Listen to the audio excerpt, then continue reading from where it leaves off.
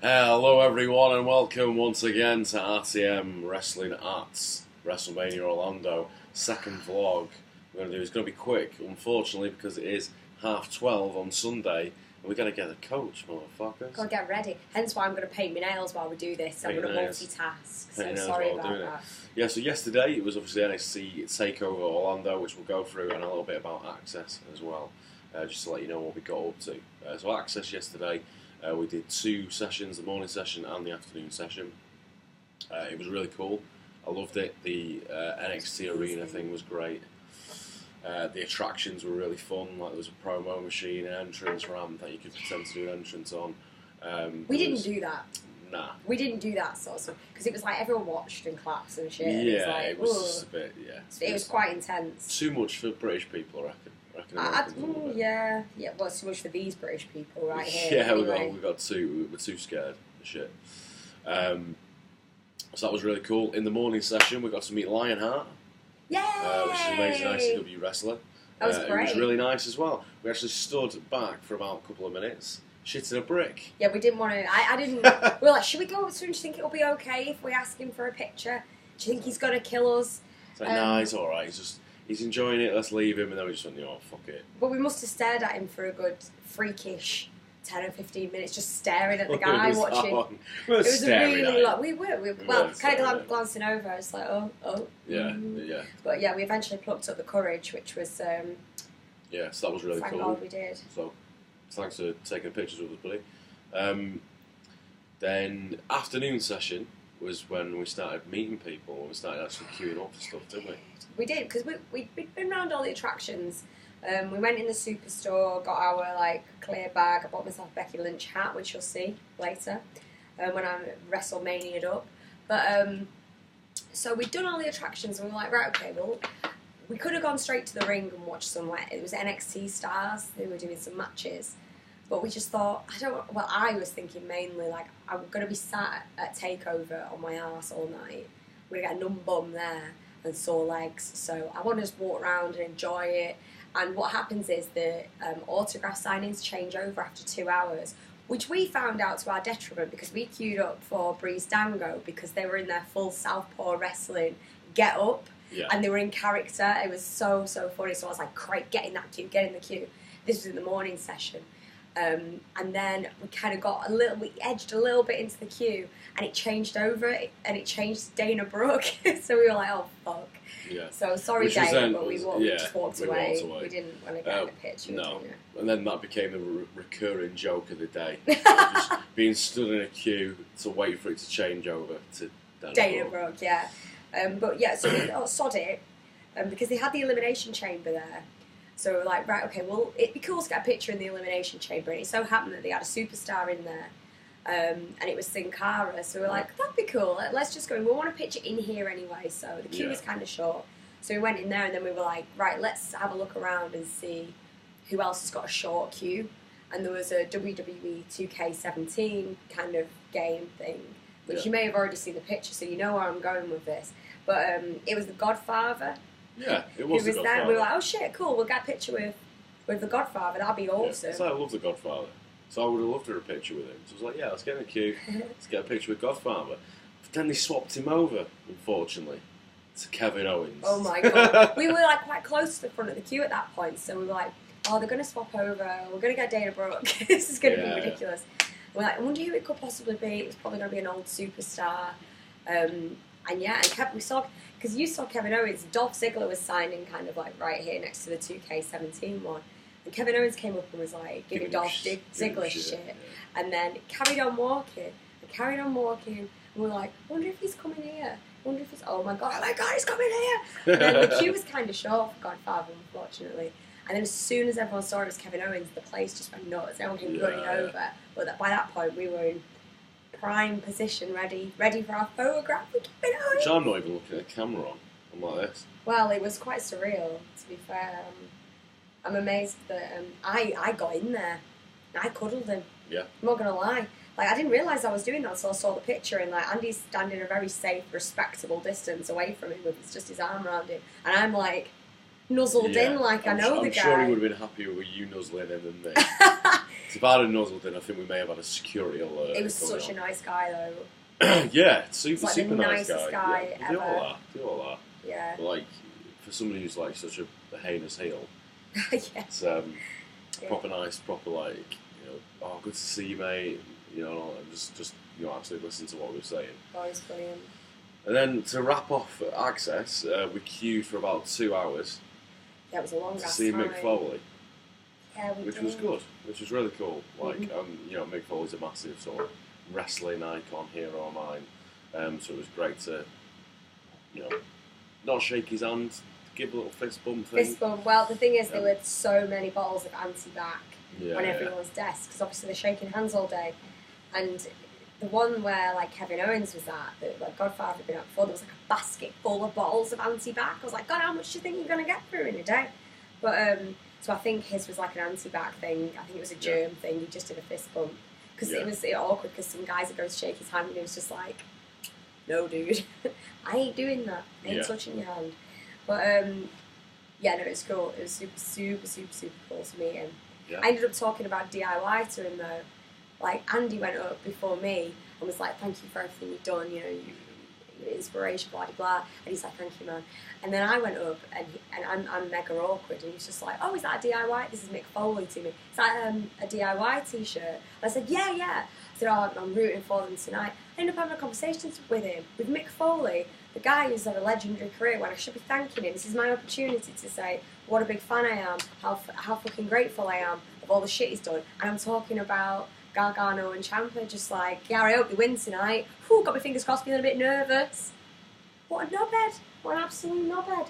But, that'll stick out more because everybody going up to it will be saying thank you for your career and all that sort of stuff. Yeah, so that's Axxess.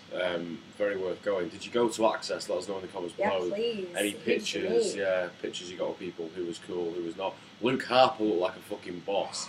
If anybody was in that Luke Harper signing, let us know because he looked like he was all over it, behind the table, everything. He was brilliant. If anyone's got any pictures, I want to see like the picture because he was taking some phenomenal pictures of people. Yeah, he was up there. He was like getting in, like doing crazy poses. Yeah. I kind of wanted to. I wish I would have queued up for him actually. Yeah, it was a shame that Foley's was so long. If it had been like an hour and a half rather than 2 hours, we would have had the time to just jump over. But this is what we were saying about Axxess because they are 4-hour sessions. So we had the morning and the afternoon. So they closed for an hour in between. So we went back in at 1. And because we queued for 2, if you were going to get things signed, you could probably get like if you in one session.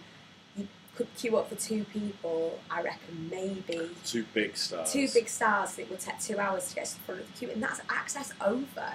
Yeah. So it's like, if you're going to get stuff signed, you've not got a lot of time. Because at first, I said to you when we first went, because we got, as our Wrestlemania package, we got access to 2 sessions. And I was like, God, it's really good of them to give us 2 sessions. I wonder why 2.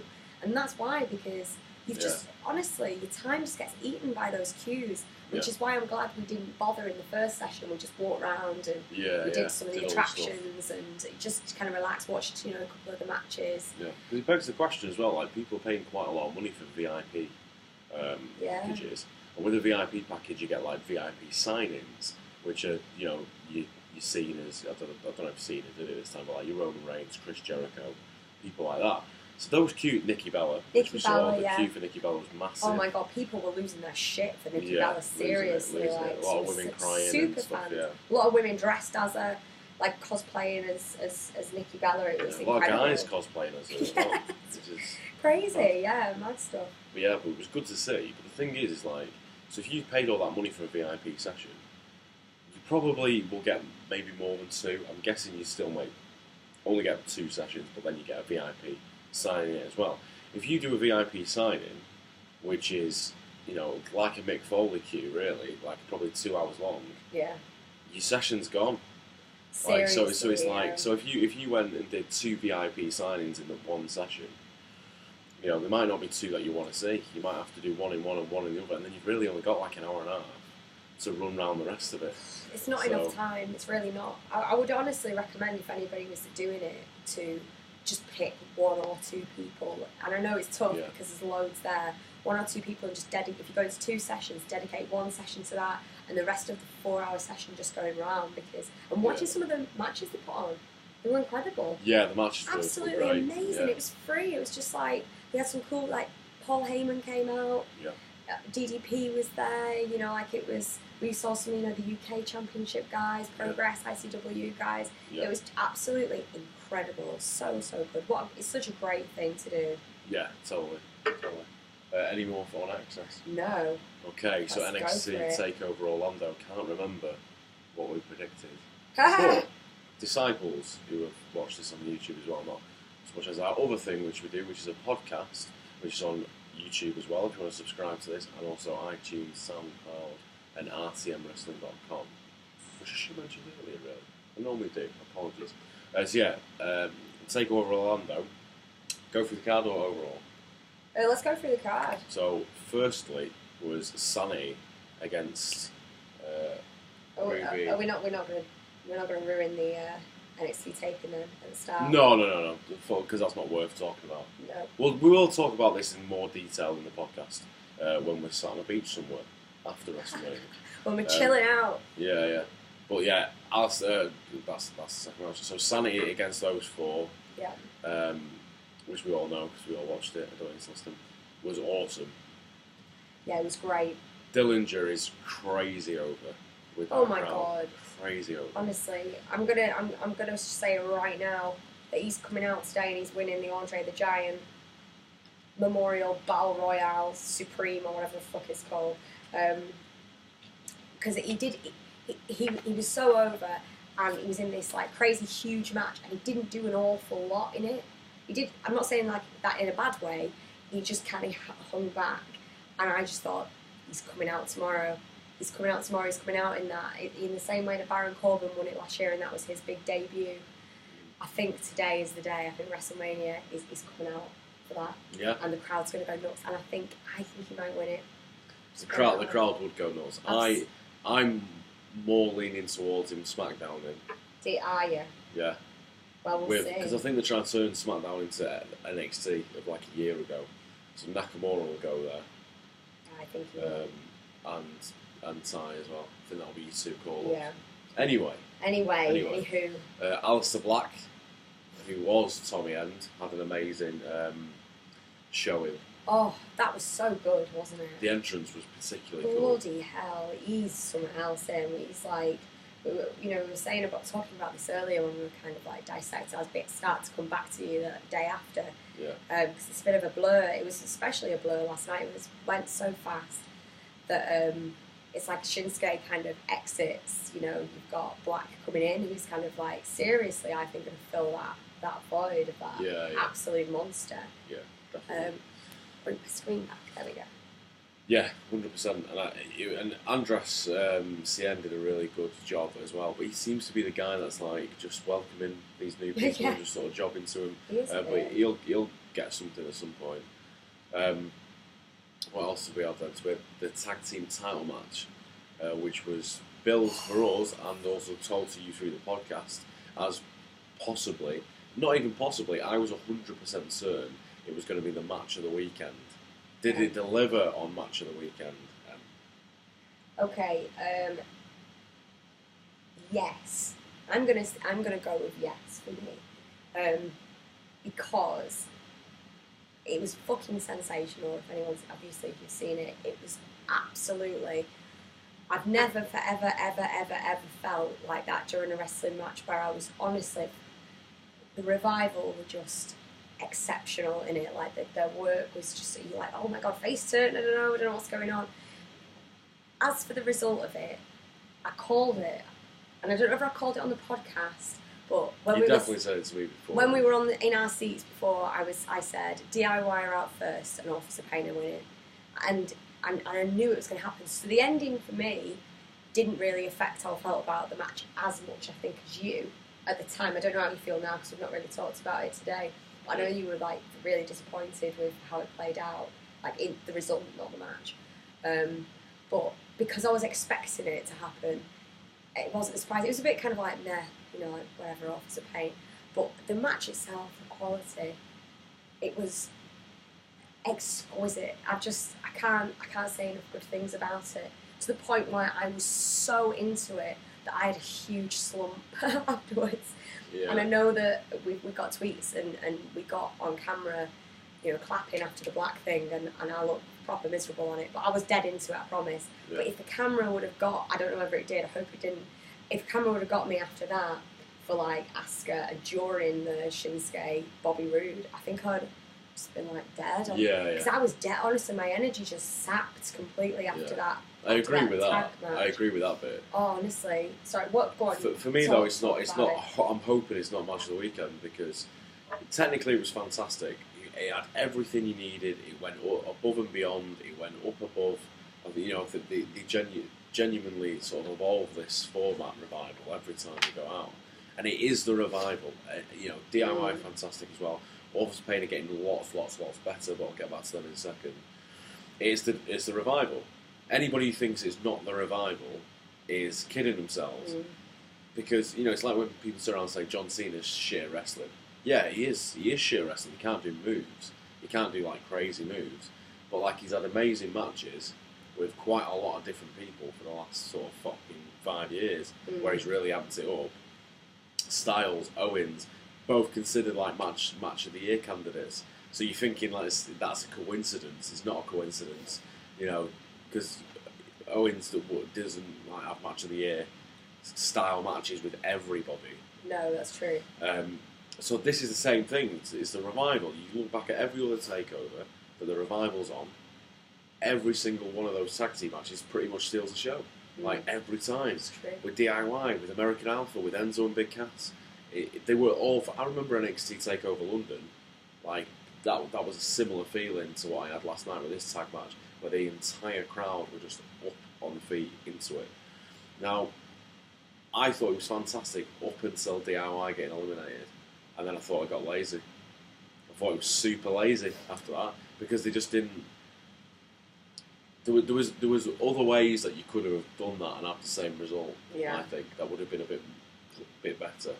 I think one of them would have been if Revival had turned on DIY and eliminated him. Oh, they kind of teased that a little bit. Yeah. But that would have been See, the thing is, like, because I wasn't joining in with the bullshit chants when DIY got eliminated and all the crowd going bullshit, because that's weird. See, I don't agree with that because it's what they wanted to put across. So, yeah. But I just think at DIY's elimination they got super lazy with it, and we're like, okay, well we'll get to this point, and then DIY will get eliminated, and then we'll just eliminate the Revival as well. Like we won't do it. We won't do it in a good way. We'll do it in this double powerbomb way that they're supposed to get in time. There's Paul Ellering interviews. Go and check them out. Where they're supposed to do that double powerbomb in time, and they can't fucking do it. What's wrong with them with their timing? So now wrestling-wise, they were fantastic. They've been doing really good stuff. You know, there's sort of Death Valley Driver into the if that's what it's called, I can't remember, into the guardrail, and then the other one does it in the middle of the ring into the sort of ring posts. That was great, and they're both monsters and they're fantastic. But there were certain parts of it that I was like, okay, we're supposed to be suspending disbelief here. The guy is in a submission hold with both of them cranking on him, and the other one went through a table, but he literally took about a minute too long to get back in the ring and break that up, to the point where the crowd goes dead. So when these timing issues happen, the crowd goes dead.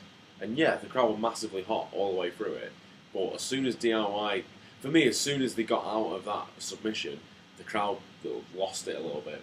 Yeah. And started to turn on a little bit. Yeah, I think that it definitely, it wasn't, the quality wasn't there. But I think that the first part of it was so strong for me that it stuck with me. And I judge it off how I felt, and that was like the most into a match I've been in such a long time. Yeah. But I do get what you mean. Yeah, I don't disagree with you. I was massively into it as well. So good. And some of the spots they did were absolutely brilliant. Like, you know, you don't get better than some of the spots that they did. They just, when they got to the finish, they just got lazy. Yeah. And if that's match of the weekend, then I'm going to be disappointed. Because it's a whole package for me. It's not, you know, the technique of it is great, but it's because there were so many heels that won on this card. there was no big resounding cheer, which tends to happen. I mean, it doesn't have to happen. I think Black was the only face, and whether he'll stay as a face or not, probably not because of his character, was the only face that won on the entire card. I mean, Asuka's never going to get booed, but she was still a heel.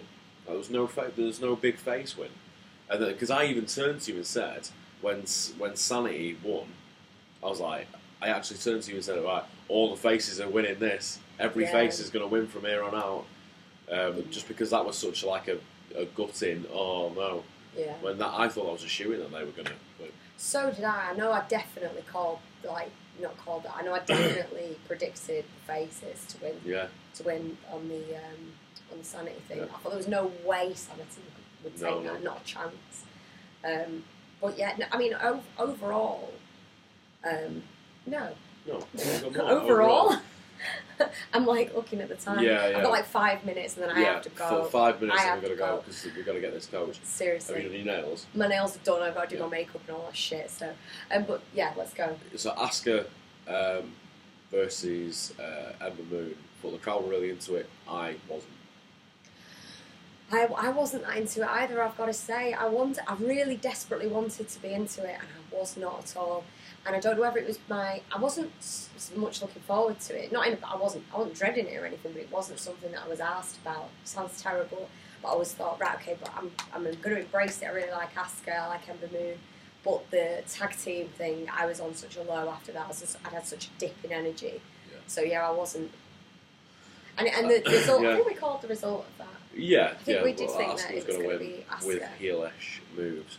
I just thought the end again was just a bit weird. Weird, wasn't it? Yeah. So she pushes the referee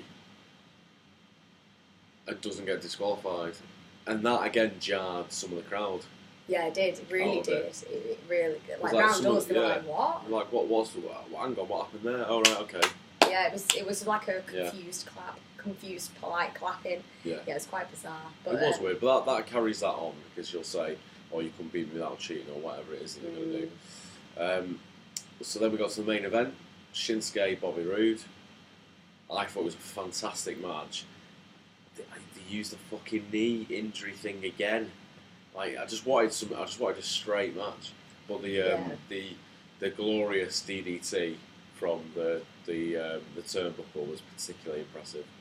Yeah, it was exceptional, absolutely exceptional match. Character wise. They're both so well loved that the crowd didn't know what to do. And you might have heard on the TV there was a "both these guys" chant because all around us, like seriously, no one knew what to do. Like it was, and because of that, you kind of like swallow a bit of your crowd in a way because there's not that much back and forth between the crowd, and there's no one who's really going for one because it was. But when you've got two guys who are really well liked, you would think that the crowd go extra ape shit, and I think it has the opposite effects, and everyone just politely watches because they're just enjoying it as a match. Yeah. And I know that that's what I was doing. I didn't join in with many of the chants until it was the end when it was thanking Shinsuke. Yeah. But during the match, I was like, I just don't know who to cheer for. So I didn't chant for anyone. And I think that was the case for a few people. I think that. Yeah. People just kind of stayed quite kind of respectful and just enjoyed it because they loved both. Yeah, it was super loud during the entrances for both guys, and then I think it was just like a respectful. I'm going to watch this match, apart from a few arseholes that were in the corner that were just chanting random shit and then flipping the crowd off when they told them to shut up. They were such dickheads. Such fucking knobheads. Anyway, so Shinsuke's whole thing at the end. Oh. What? I thought this table was going to fall over then. It's you I was doing this last time. I know, stop it. So yeah, we had the thing off camera, which then they put on their YouTube, which again, thanks for pointing out that we were on that as well. I look like I'm about to cry on it, and I'm just clapping like... Because I did feel gutted. I did feel gutted because it was when Roode left him in the ring, then the weight of the moment started coming down, I think, on everyone. Of like, right, so he is going. That's he is going. Yeah, it was very moving actually, and it was because it's been such a short time for Shinsuke, but I mean it's been so like impactful. Yeah. Not just it's been a huge kind of like moment for the crowd, I think, because I know that this, and I don't want anyone to take this the wrong way. when I say this, but I think if you would have said like 2 years ago, what your top guy in NXT is going to be this Japanese star who doesn't speak an awful lot of English, because he doesn't, you know, like he speaks, he's getting gotten loads better. Yeah, he does speak fluent English now. Well, then he must have been putting on an Axel Jericho podcast. Well, he's still got an accent, but he understands English. Yeah, but I mean, he would be like, no, I don't. When you know, it was Balor and all them lot, and it's just and Sami Zayn, but like it's just been such an exciting thing. Because you're like, God, who else is out there around the world? You know, it doesn't have to be like these American guys all the time. It could be like guys from where are they lurking, like what country are they all in. It's like so exciting. It's just been amazing. So yeah, it's been a journey. It has indeed. It has indeed. We'll go into it in a bit more detail when we finally get the mics out and do a proper show for you. Other than these vlogs, we won't be doing one tonight because I think tonight will be booze-fueled carnage after Broken Matt Hardy comes out and costs We'll see. Bray Wyatt a title. Oh my god! On the fly there, I don't know. Imagine. I'm just the thing is, because we've got like a couple of minutes left. The WrestleMania today, I'm going into it not expecting the world, and hopefully there'll be a few surprises. Fingers crossed. Yeah. I think the expectations, you just gotta, just go in with the match card in mind. Just expect exactly what the match card says, and then you won't be disappointed. Yeah. Because whenever you expect a surprise, they never are. No. There are a lot of rumours out there. Got to be some glass breaking though. I'm expecting that. I'm joking. So until next time. Cheerio, motherfucker. Enjoy WrestleMania. Wee.